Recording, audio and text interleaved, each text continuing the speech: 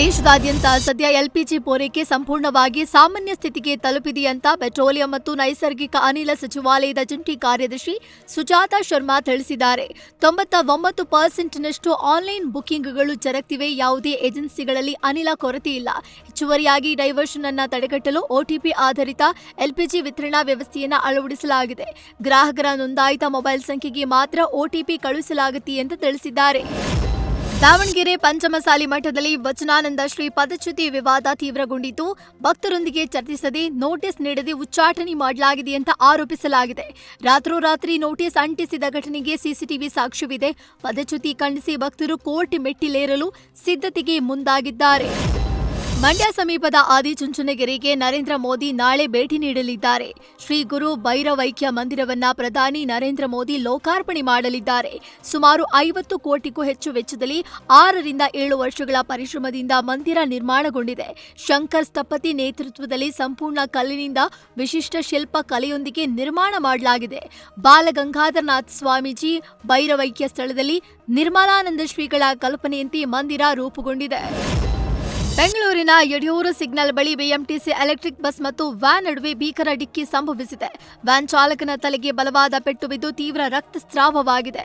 ಸೌತನ್ ಕಡೆಯಿಂದ ಎನ್ಆರ್ ಕಾಲೋನಿಗೆ ತೆರಳುತ್ತಾ ಇದ್ದ BMTC EV bus ಸಿಗ್ನಲ್ನಲ್ಲಿ ವ್ಯಾನ್ಗೆ ಡಿಕ್ಕಿ ಹೊಡೆದಿದೆ. ಡಿಕ್ಕಿಯ ರಭಸಕ್ಕೆ 2 ವಾಹನಗಳ ಮುಂಭಾಗ ಜಖಂಗೊಂಡಿದೆ. ಸದ್ಯ ಗಾಯಾಳು ವ್ಯಾನ್ ಚಾಲಕನನ್ನ ಆಸ್ಪತ್ರೆಗೆ ದಾಖಲಿಸಲಾಗಿದ್ದು, ಸ್ಥಳೀಯ ಪೊಲೀಸ್ ಠಾಣೆಯಲ್ಲಿ ಪ್ರಕರಣ ದಾಖಲಾಗಿದೆ. ಚಿತ್ರದುರ್ಗದಲ್ಲಿ 2 ಲಾರಿಗಳ ಮುಖಾಮುಖಿ ಡಿಕ್ಕಿಯಲ್ಲಿ 2 ಚಾಲಕರು ಸ್ಥಳದಲ್ಲಿ ಸಾವನ್ನಪ್ಪಿದ್ರು.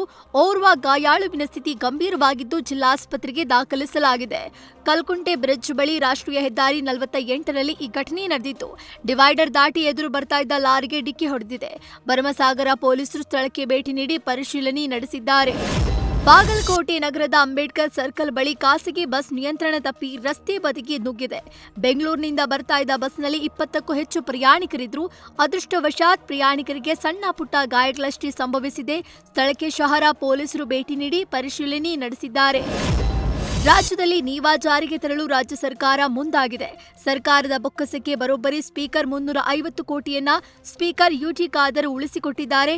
ಬಜೆಟ್ ಅಧಿವೇಶನದ ಬಳಿಕ ಮಹತ್ವದ ನಿರ್ಧಾರ ತೆಗೆದುಕೊಂಡಿದ್ದು, ಕೇಂದ್ರ ಸರ್ಕಾರದ ಜೊತೆಗೂಡಿ ನೀವಾ ಅಳವಡಿಕೆಗೆ ಸರ್ಕಾರ ಮುಂದಾಗಿದೆ. ಬೆಂಗಳೂರಿನಲ್ಲಿ ಮದ್ಯದ ಅಮಲಿನಲ್ಲಿ ಪೊಲೀಸರ ಮೇಲೆ ಕೈ ಮಾಡಿದ ವ್ಯಕ್ತಿಯೊಬ್ಬ ಅರೆಸ್ಟ್ ಆಗಿದ್ದಾನೆ. ಸಾಯಿಕುಮಾರ್ ರೆಡ್ಡಿ ಎಂಬಾತ ಕ್ಲೋಸ್ ಆಗಿದ್ದ ಬಾರ್ ಮುಂದೆ ನಿಂತು ಎಣ್ಣೆಗಾಗಿ ಗಲಾಟೆ ಮಾಡಿದ್ದ.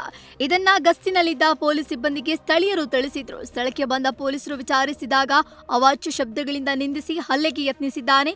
ಪೊಲೀಸರ ಮೇಲೆ ಹಲ್ಲೆ ಮಾಡಿದ್ದಕ್ಕೆ ಎಲೆಕ್ಟ್ರಾನಿಕ್ ಸಿಟಿ ಪೊಲೀಸರು ಆರೋಪಿಯನ್ನ ಅರೆಸ್ಟ್ ಮಾಡಿದ್ದಾರೆ. ಬೆಂಗಳೂರು ಅಪಾರ್ಟ್ಮೆಂಟ್ ನಿವಾಸಿಗಳಿಗೆ ಹೊಸ ಟೆನ್ಷನ್ ಶುರುವಾಗಿದ್ದು, ಜಿಬಿಎ ಎಡವಟ್ಟಿನ ನಿರ್ಧಾರಕ್ಕೆ ನಿವಾಸಿಗಳು ಕಂಗಾಲಾಗಿದ್ದಾರೆ. ಆನ್ಲೈನ್ನಲ್ಲಿ ಪ್ರಾಪರ್ಟಿ ಟ್ಯಾಕ್ಸ್ ಕಟ್ಟೋಕೆ ನಿವಾಸಿಗಳು ಪರದಾಡ್ತಿದ್ದಾರೆ. ಸದ್ಯ ಅಪಾರ್ಟ್ಮೆಂಟ್ಗಳಲ್ಲಿ 100 ಕೆಜಿ ಮೇಲೆ ಕಸ ಸಂಗ್ರಹಣ ಆಗ್ತಿದೆ. ಆದ್ರೆ 100 ಕೆಜಿಗಿಂತ ಮೇಲೆ ದಾಖಲು ಮಾಡಬೇಕು ಅಂತ ತೋರಿಸ್ತಿದೆ. ಹಾಗಾಗಿ ಅಪಾರ್ಟ್ಮೆಂಟ್ ನಿವಾಸಿಗಳು ಪ್ರಾಪರ್ಟಿ ಟ್ಯಾಕ್ಸ್ ಕಟ್ಟದೆ ಕಂಗಾಲಾಗಿದ್ದಾರೆ. ನಗರದಲ್ಲಿ ಬೀದಿ ನಾಯಿಗಳ ಹಾವಳಿ ಸಾಲದು ಎಂಬಂತೆ ಈಗ ಇಲಿಗಳ ಕಾಟ ಶುರುವಾಗಿದೆ. ಎಚ್ಎಲ್ 2ನೇ ಹಂತದ ರಸ್ತೆಗಳಲ್ಲಿ ಕಸದ ರಾಶಿಯೇ ಇಲಿಗಳ ಸಾಮ್ರಾಜ್ಯ ಆಗಿದೆ. ರಾತ್ರಿಯಾದ್ರೆ ಸಾಕು, ರಸ್ತೆ ತುಂಬಾ ಇಲಿಗಳೇ ಓಡಾಡ್ತಿವೆ. ಇದರಿಂದಾಗಿ ಪ್ಲೇಗ್ನಂತಹ ಕಾಯಿಲೆಗಳು ಹರಡುವ ಆತಂಕ ಎದುರಾಗಿದ್ದು, ಜಿಬಿಎ ವಿರುದ್ಧ ಜನ ಆಕ್ರೋಶ ಹೊರಹಾಕ್ತಿದ್ದಾರೆ.